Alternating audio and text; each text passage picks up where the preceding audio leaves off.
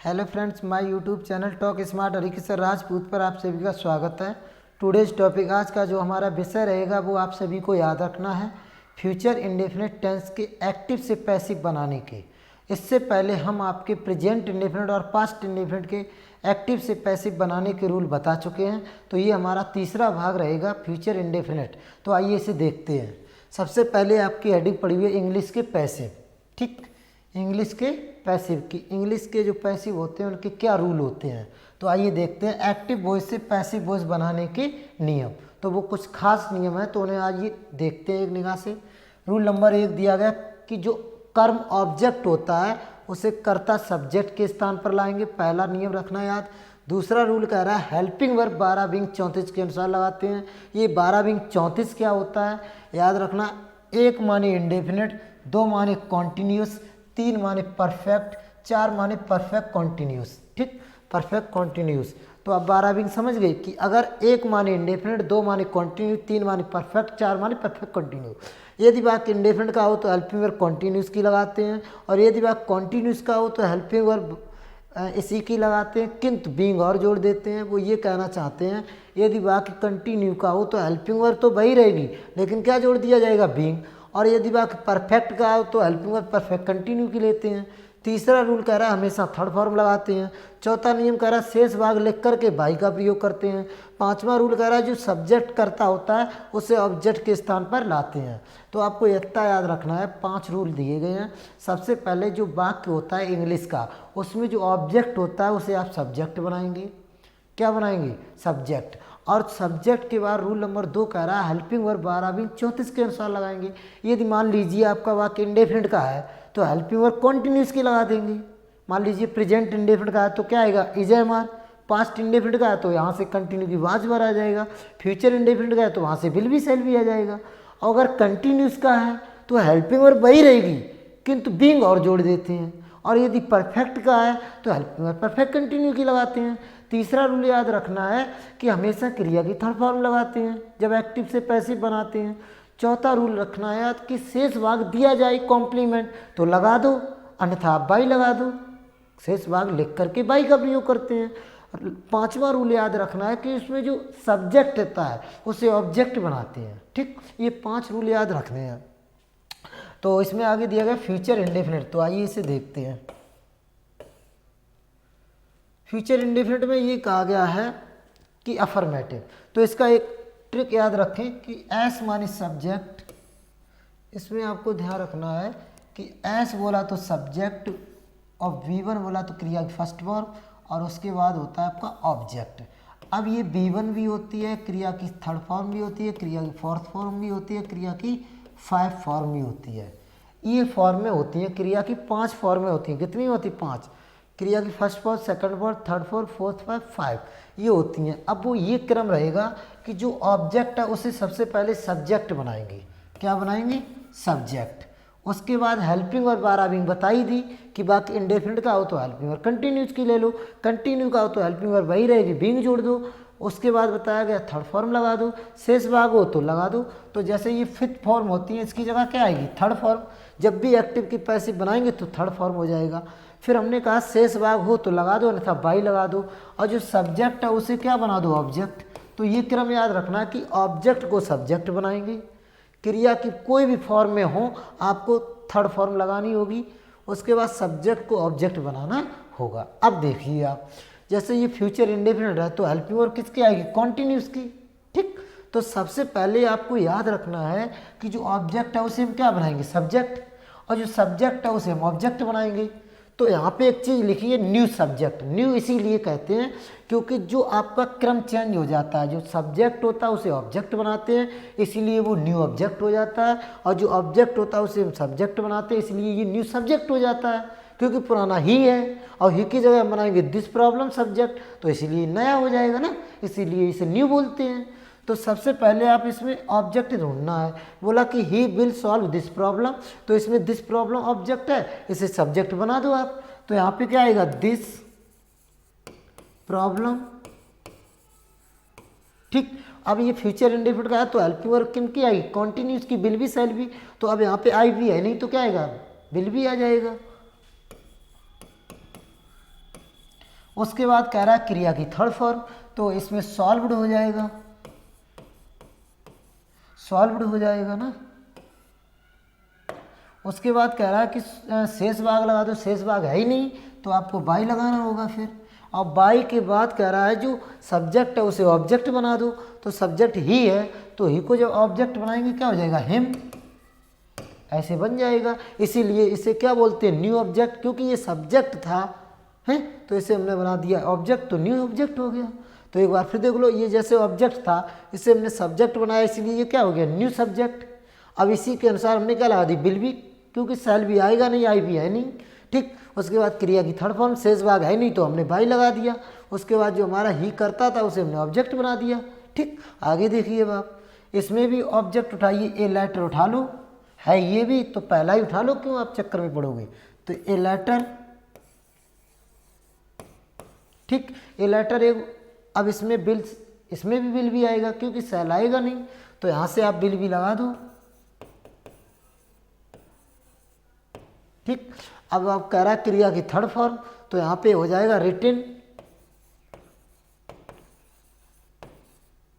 Written. उसके बाद शेष भाग लगा दो, शेष भाग लगा दो इसमें थे, टू हिम टुमारो कर दो वहाँ पे,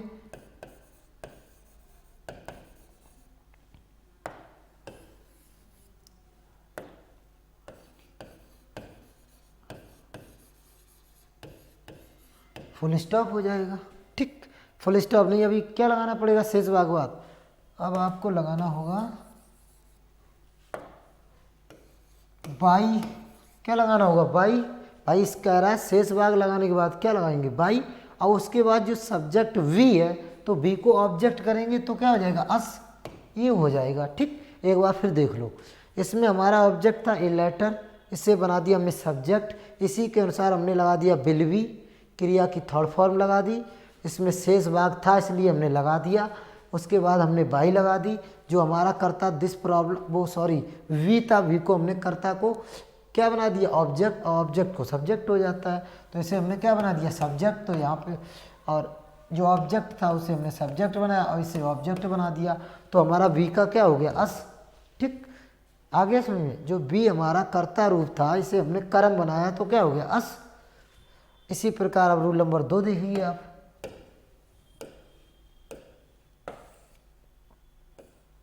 नेगेटिव सेंटेंस। नेगेटिव में क्या ध्यान रखना है, अगर वाक्य में नहीं दिया जाए या कभी नहीं दिया जाए तो जो विल बी सेल भी इकट्ठा लगता था उसी के बीच में आएगा ये, ठीक। जैसे देखिए इसमें हम ऑब्जेक्ट क्या है, ऑल दिस, तो यहाँ पे ऑल दिस, इसे हम क्या बनाएंगे, सब्जेक्ट। तो यहाँ पे आई भी, इसमें भी नहीं तो आपको क्या लगाना होगा, विल, लेकिन नहीं है तो नॉट भी हो जाएगा। उसके बाद कह रहा क्रिया की थर्ड फॉर्म, तो डू की थर्ड फॉर्म क्या होती है, डन, शेष भाग है ही नहीं इसमें तो आपको बाई लगाना पड़ेगा फिर। उसके बाद ही सब्जेक्ट है, उसे हम ऑब्जेक्ट बना देंगे तो हिम हो जाएगा, फुल स्टॉप। एक बार फिर देख लो, जैसे ये हमारा ऑब्जेक्ट है इसे हमने बनाया सब्जेक्ट, इसी के अनुसार विल नॉट भी हो गया, थर्ड फॉर्म हो गई, शेष भाग था नहीं बाई लगा दिया, कर्ता ही था उसे हमने कर्म ऑब्जेक्ट बना दिया। अब दूसरा उदाहरण देखिए आप, इसमें क्या है, हर ऑब्जेक्ट है तो हर को हम कर्ता की जगह लाएंगे, क्या हो जाएगा, सी। इसमें भी आई भी नहीं है तो यहाँ पे क्या आएगा, बिल। अब इसमें इन्होंने नेवर दे दिया तो नेवर लगाना होगा, बी है, क्रिया की थर्ड फॉर्म का दो, बीटन। अब इसमें इन्होंने शेष भाग है ही नहीं, कॉम्प्लीमेंट, तो बाई लगाना पड़ेगा। अब इसमें आई है, आई सब्जेक्ट है, इसे ऑब्जेक्ट बनाएंगे क्या होगा, मी, ये हो जाएगा। एक बार फिर देख लो, हर था हमारा ऑब्जेक्ट, इसे हमने बनाया सब्जेक्ट, इसी के अनुसार विल नेवर भी हो गया, क्रिया की थर्ड फॉर्म होगी, शेष भाग था नहीं बाई लगा दिया, फिर हमने करता आई है उसे ऑब्जेक्ट बना दिया, ठीक। अब रूल नंबर 3 देखिए आप, रूल नंबर 3 क्या कहना चाहता है, देखिए इंटरोगेटिव सेंटेंस, इंटरोगेटिव में 2 होती हैं, एक सिंगल होती है और एक ये डबल होती है। सिंगल जो होती है वो हमेशा हेल्पिंग वर्ब से स्टार्ट होती है, देखिए आप, पहले विल फिर सेल फिर विल फिर सेल, तो जब हेल्पिंग वर्ब से स्टार्ट होती है तो सिंगल इंटरोगेटिव कहलाता है, ठीक, इतना याद रखना है। तो इसमें अगर नेवर एवर आता है तो ऑब्जेक्ट सब्जेक्ट के बाद लगा देते हैं, नहीं होता है तो क्रिया थर्ड फॉर्म शेष भाग होगा तो लग जाएगा, अन्यथा बाई न्यू ऑब्जेक्ट हो जाएगा, प्रश्नवाचक चिन्ह। तो सबसे पहले इसमें ऑब्जेक्ट ढूंढेंगे, अस। अस हमारा सब्जेक्ट बनेगा वी हो जाएगा, तो इसमें तो अब हमें बिल नहीं सेल लगाना होगा। अब हमें अस को करेंगे करता, तो यहाँ पे आ जाएगा वी, क्या हो जाएगा वी। अब नेवर एवर कुछ है ही नहीं, तो क्रिया थर्ड फॉर्म लगा दो, हेल्प्ड, HELPED। उसके बाद करा शेष भाग है तो लगा दो इसमें टुडे, ठीक। फिर बाई लगानी पड़ेगी, ठीक। उसके बाद कह रहा है यू सब्जेक्ट है, उसे ऑब्जेक्ट बनाएंगे तो यू का ऑब्जेक्ट यू ही होता है, प्रश्नवाचक चिन्ह हो जाएगा। एक बार फिर देख लो, अस हमारा ऑब्जेक्ट था, इसे हमने सब्जेक्ट बनाया, तो यहाँ पे क्या आएगा सेल, सेल के बाद उसके बाद वी। लेकिन इसमें एक चीज़ नहीं ध्यान रखी, क्या बी, यहाँ पे बी और लगेगा, फॉर्मूला में याद रखना होगा, यहाँ पे क्या लगेगा बी, ठीक। तो सूत्र में यहाँ पे बी बढ़ जाएगी, ठीक। ये मिस्टेक होगी, यहाँ पे क्या होगा बी, और बी के बाद यहाँ पे भी बी आ जाएगा, बिल भी सेल भी, है ना। आगे देखिए आप, इसमें आप ऑब्जेक्ट उठाएंगे मिस्टर राठौर, तो सबसे पहले क्या आएगा बिल, मिस्टर राठौर कर दो।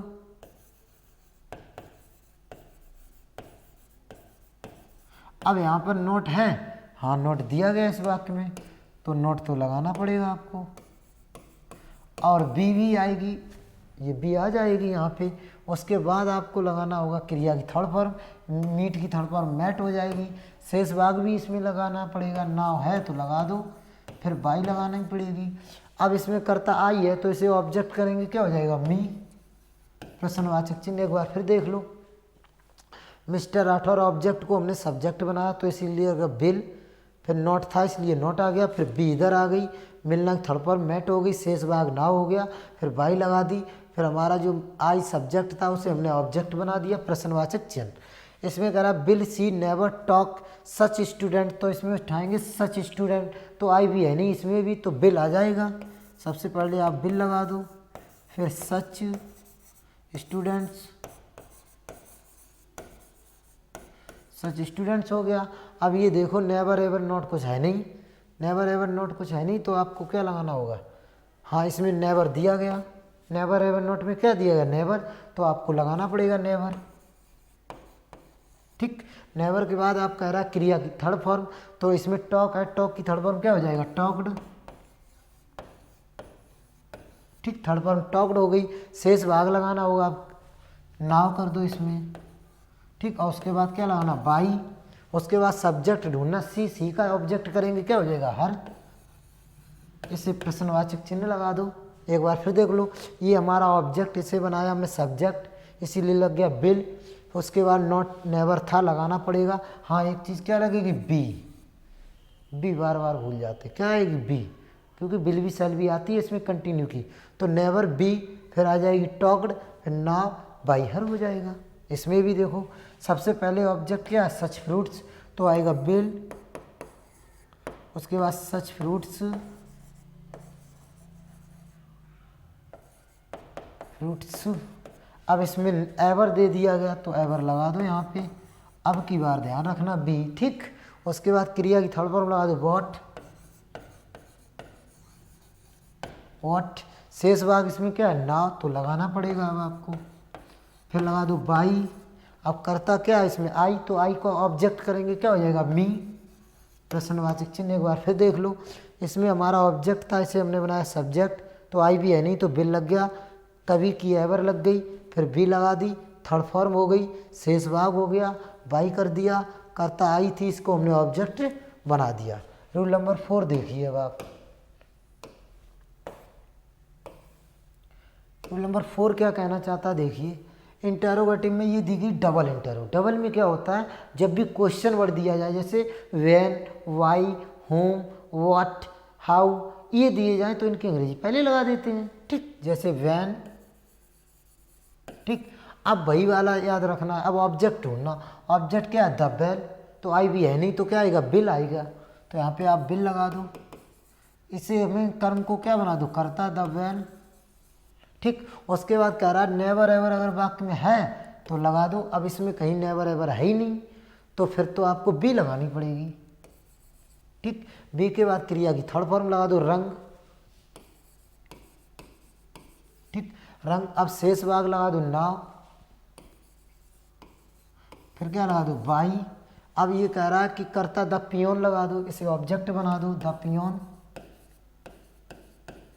प्रश्नवाचक चिन्ह हो जाएगा। ठीक, एक बार फिर देख लो। सबसे पहले हमने क्वेश्चन वैन कर दिया, इसमें ऑब्जेक्ट था द बेल, इसे हमने कर्ता बनाया तो बिल आ गया।